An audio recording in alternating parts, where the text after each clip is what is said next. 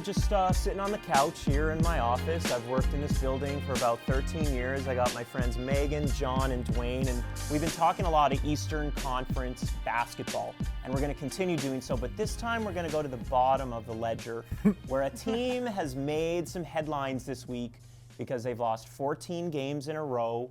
They've traded pretty much any good player they had from last season, long gone. And even their coach, Brett Brown, who by all accounts is a decent coach as a first-year guy, he said, I don't know when we're going to win another game. So we're fortunate to have a Philadelphia area native with us today. And John, as somebody from that area, probably grown up a Sixers fan, at least at some point in your life, do you like what's happening? We see the tank happening. Is it necessary? Does the team have to do this, or is it just downright painful? It's absolutely painful. I mean, growing up with, I was fed Dr. J and Charles and Allen Iverson for that matter, but this is painful.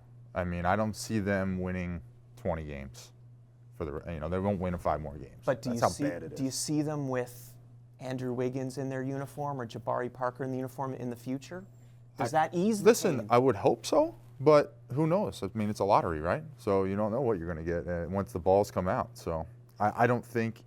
This is just painful being from Philadelphia and seeing this. It's kind of late at the end of the tunnel. Michael Carter-Williams might win Rookie of the Year. He's really good. You guys got Nerlens Noel, probably be healthy. If you're getting a draft pick, you're not it can't keep continuing. I would hope. Right? You would hope.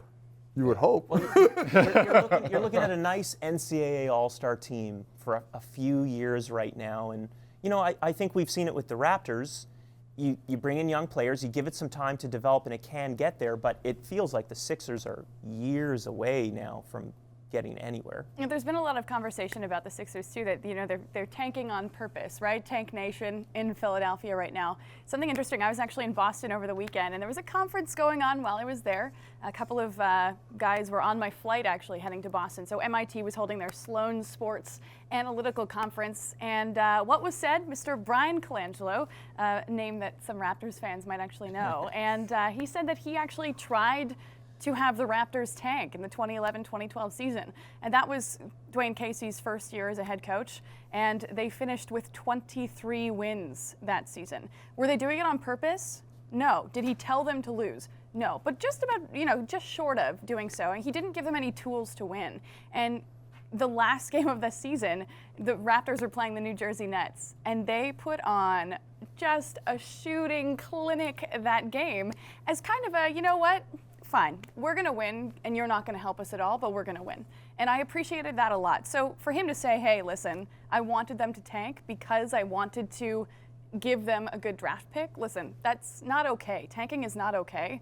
And for him to come out and say that, especially among other people from the National Basketball Association and among, his peers at MIT, I personally think it's a disgrace. It was quite jarring to hear it from an actual former general manager of an NBA team, and to think that it's part of a master plan of a team to lose games. Now, everybody's been speaking about tanking this season in the NBA because it has been a story. And Charles Barkley, our favorite NBA analyst, can be seen on NBATV at times and across the Canadian family of TV networks that cover sports. Here's what Barkley had to say on the Mike and Mike show on ESPN. This is his reaction to it, and I think what Barkley is saying here is kind of echoing what you just said, Megan, is that you can't have it in the game, and maybe they need to come up with a better system. Do you think they do, Dwayne? You can't reward teams for either being bad or trying to be bad, because what's the point? Philadelphia, they traded Evan Turner, they traded all their guys, and look, we're going to rebuild, but it's what about the teams who are actually trying or in between? So I don't know if one ball is the answer, because then you've got teams like the Miami Heat or Oklahoma City Thunder getting high draft picks, but I feel like it's set up where you're rewarding mediocrity or poor performance. You guys want to talk about the New York Knicks? Should we do that? We're at the bottom of the East. Can we solve that problem? No. I don't know if that is a solvable problem right there. These guys win the Atlantic Division last season, and they get to the playoffs. They win some games in the playoffs for the first time in years, and now it has just completely fallen apart this year. Now coming out, you hear Tyson Chandler saying he wants out. Now Carmelo, it's just starting to trickle out that he's going to opt out. He's going to go in certain directions away from the Knicks. What can be done in this situation? Is there anything the Knicks can do other than fire the coach and start over? I mean, what's the move here, Megan? I really just think it's a mentality shift. I mean, I was reading some quotes from Chandler, from Carmelo Anthony, and they're all saying they just don't have any fight right now. They're not backing one another up. They're not playing as a team. They're missing shots. They're not even taking shots half the time because they're just not playing the way that the Knicks should be playing, especially with guys like that on their roster. So I think you're going to have to completely tear down and rebuild unless they can have a mentality shift within what they've already got. That's often impossible because those players are so steadfast on what is right now.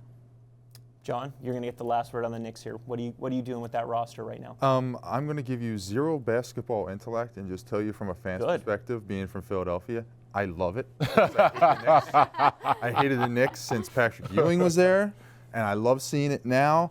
Carmelo Anthony, I think, is a selfish basketball player, and I hope they continue to lose. That's my opinion. And I don't care what they do with that franchise because, honestly, I like to see the Knicks go down. I like them to lose as many games as the Sixers. There it is from an unabashed sports fan has spoken. And Knicks hater. Well, we're going to go to our last break here on The Hangout. When we come back, we're going to talk about Captain Canada, Steve Nash.